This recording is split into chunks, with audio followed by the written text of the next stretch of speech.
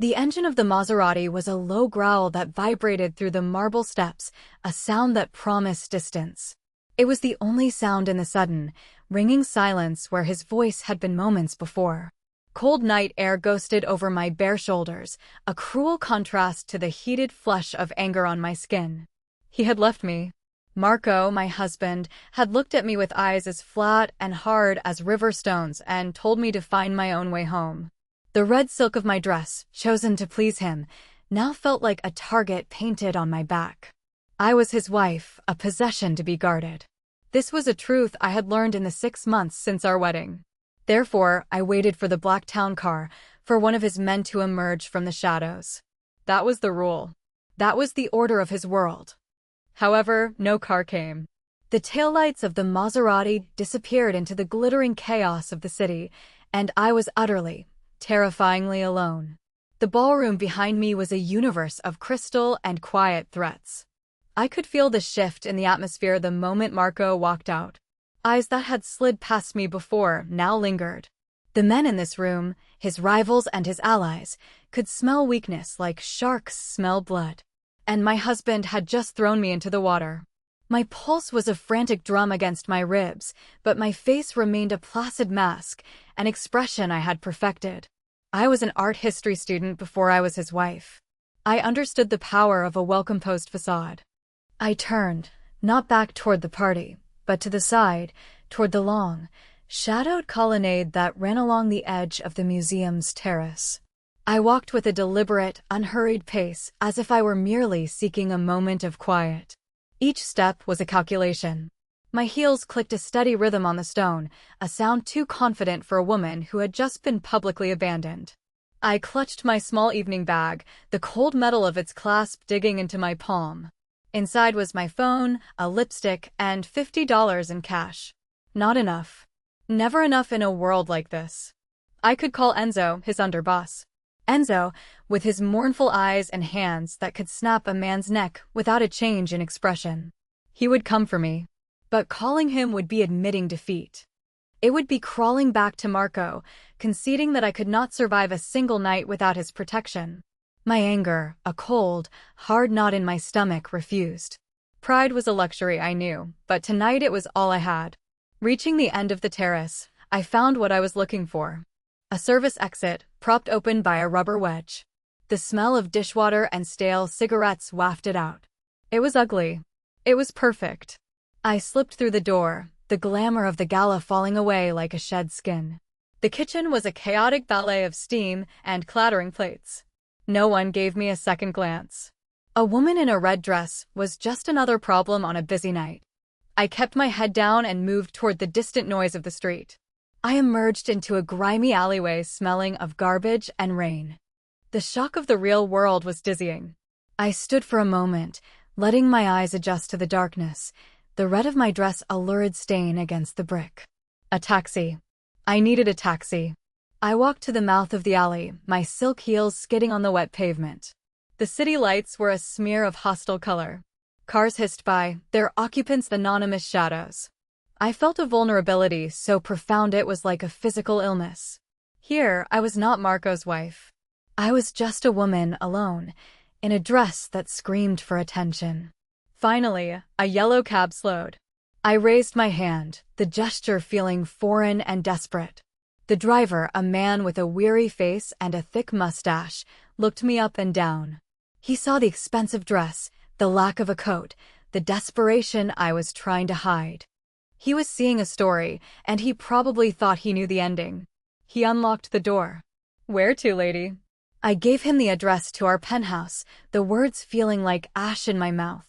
The ride was silent. I watched the city lights slide across the rain-streaked window, each one a potential threat. I thought of Marco's face, the tight line of his jaw. The argument had been about something small, a conversation I'd had with another man, a rival's cousin. It was innocent, a discussion about a Florentine painter. But in Marco's world, nothing was innocent. Everything was a message, a challenge, a test of loyalty. My loyalty. And I had failed.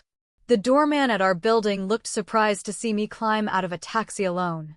His carefully neutral expression was a judgment in itself. I swept past him, my head held high, and took the private elevator to the top floor. The silence inside was a living thing. The penthouse was a cage of glass and steel, suspended over the city that Marco ruled. It was beautiful, and it had never felt less like a home. I expected him to be here, waiting. I braced myself for the second round of our fight, for the cold fury or the possessive grip of his hands on my arms. But the apartment was empty. A single lamp was lit in the living room, casting long shadows across the white marble floors. His suit jacket was not thrown over a chair. His shoes were not by the door. He was not here. That was the moment everything changed. His anger I could understand. His violence I had come to expect. But his absence was a different kind of cruelty. It was indifference. It told me I was not important enough to rage at, not valuable enough to come home to. I stood in the center of the vast, silent room, the red dress clinging to my skin, and felt a cold clarity settle over me. He had left me to fend for myself, assuming I would fail, assuming I would come crawling back. He was wrong. I walked into our bedroom.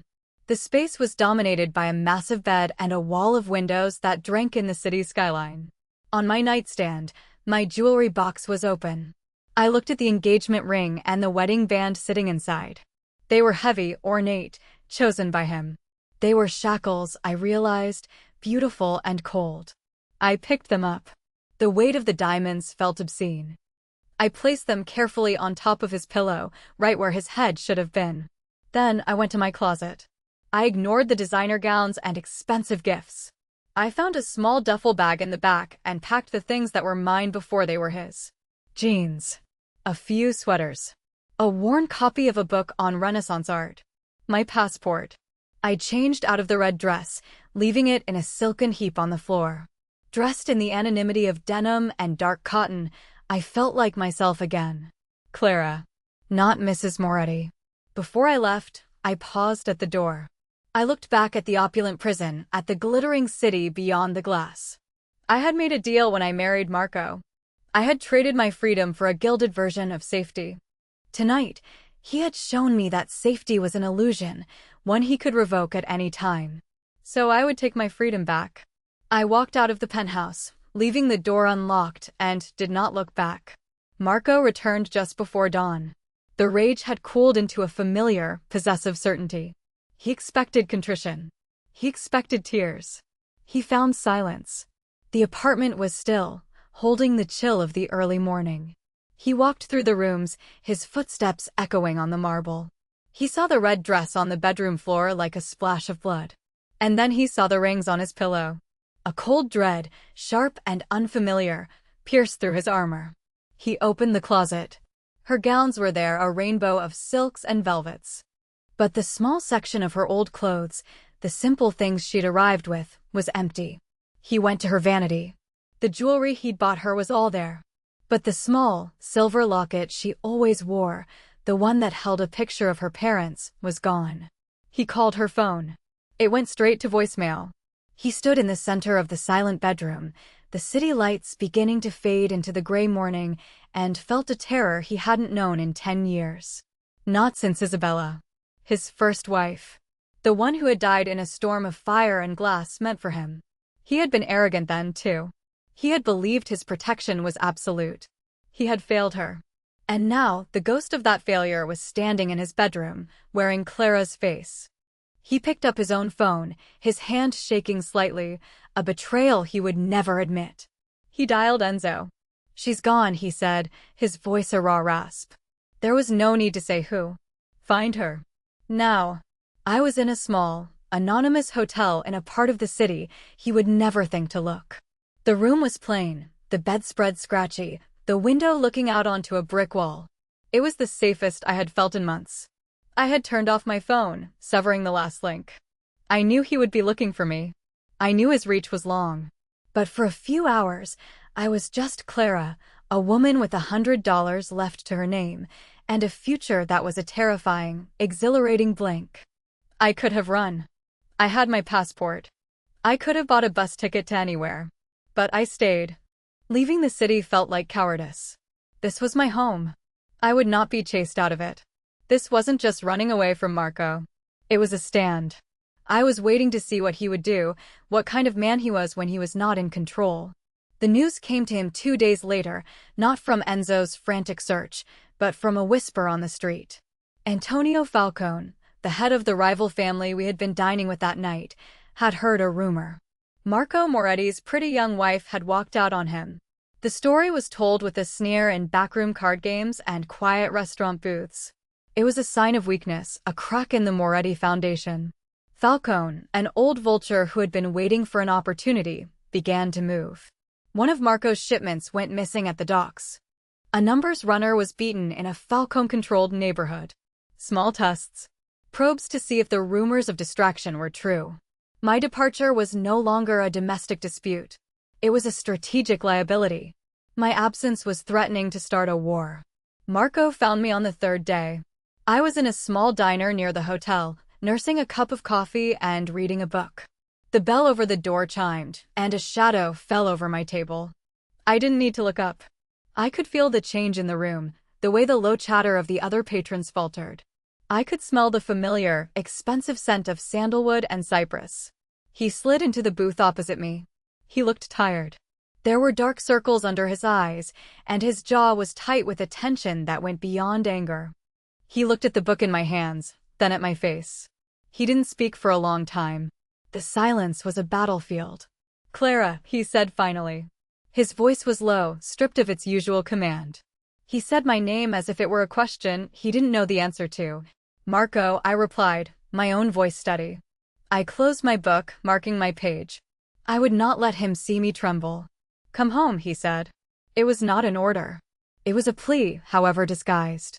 I looked at him, really looked at him, for the first time without the filter of fear or duty. I saw the faint scar that cut through his left eyebrow. I saw the exhaustion etched around his mouth. And I saw the flicker of desperation in his dark eyes. He was not used to asking for things. He was used to taking them. "No," I said. The word hung in the air between us. It was a simple word, but it was the most powerful thing I had ever said to him. His control was built on the certainty that everyone in his life would say yes. My no was a tremor that shook the foundations of his world. He flinched, a barely perceptible tightening of his shoulders. For a moment, I saw the predator surface, the instinct to force, to command, to drag me out of the diner and back to the life he had dictated. But it passed. He held my gaze, and something else took its place. Respect. "The Falcones are making a move," he said, changing tactics. "They think I'm weak. With you gone, they think they have an opening. It is not safe for you to be out here alone." "Whose fault is that?" I asked, my voice still quiet. "The safety you offer comes with a cage, Marco. And you showed me you're the one who holds the key. You can lock me in or throw me out whenever you feel like it. I'd rather take my chances with the Falcones." It was a bluff, and we both knew it. But the truth in it stung him. He leaned forward, his hands flat on the table. They were large, powerful hands, the gold of his signet ring catching the dim light. "What do you want, Clara?" "I want to not be a liability," I said. "Or a possession. Or a problem to be managed. I want to be your wife. And if you don't know what that means, then I can't come home." I stood up, leaving a few dollars on the table for the coffee. I walked out of the diner, my heart hammering against my ribs. I had defied him. I had set my own terms. I didn't know if he would follow or if he would finally let me go. I was half a block from my hotel when a dark sedan screeched to a halt beside me. It wasn't one of Marco's. Two men I recognized from the gala, Falcone's men, got out. My blood ran cold. Before I could scream, another car, Marco's black sedan, slammed into the back of theirs. The sound of crunching metal was deafening. Marco was out of the driver's side before the car had even stopped moving. He moved with a lethal grace that was terrifying to behold. It wasn't a brawl. It was a piece of brutal, efficient choreography. One of the men came at him with a knife. Marco disarmed him with a sickening crack of bone and had him on the pavement in seconds. The other pulled a gun. Marco shoved me behind him, his body a shield. A shot rang out, impossibly loud in the narrow street. I felt him jolt against me. He didn't make a sound. He fired back twice, 2 precise shots, and the second man fell. Enzo was there then, his own car appearing from nowhere, his men swarming the scene, making the mess disappear with practiced efficiency. Marco turned to me, his face pale. "Are you hurt?" he asked, his hands checking my arms, my face, his touch frantic. "I'm fine," I whispered, my voice shaking. You're bleeding." A dark stain was spreading across the sleeve of his white shirt, just below the shoulder. "It's nothing," he said, but his jaw was clenched in pain. He pulled me toward his car. "Get in." This time, it was an order I didn't fight.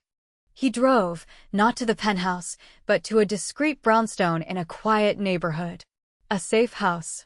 Inside, it was furnished sparsely, but with expensive, functional pieces. He slumped into a leather armchair, his breathing shallow. "The bullet grazed you," I said, my voice finding its strength. "We need to call a doctor." "No doctors," he said through gritted teeth. "Enzo has a man, but it will take him an hour to get here without being followed." I looked at the wound. It was bleeding freely now, soaking his sleeve. An hour was too long.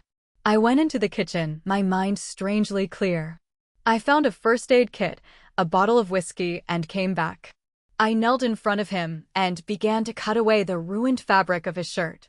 He watched me, his eyes dark with pain and something else I couldn't name. My hands were steady as I cleaned the wound. He didn't flinch, didn't make a sound, but I could feel the tension vibrating through him. I poured whiskey over the gash.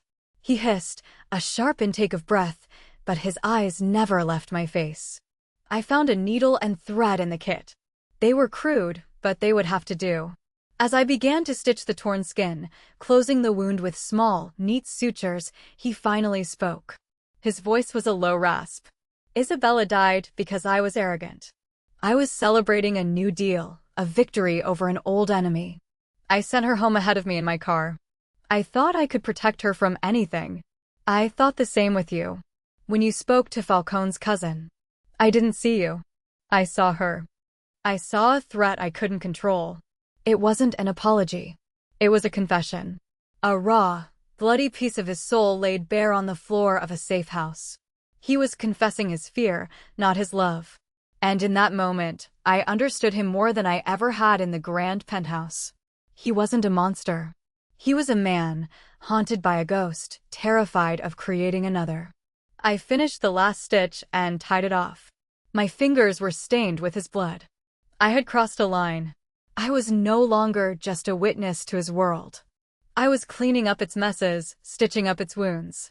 I was complicit. I looked up at him. "This can't happen again, Marco." "It won't," he promised. And I knew he wasn't talking about the Falcones. He was talking about him. About them. "I'll come back," I said. "But not to the penthouse. Not to that life. We start over. On new terms."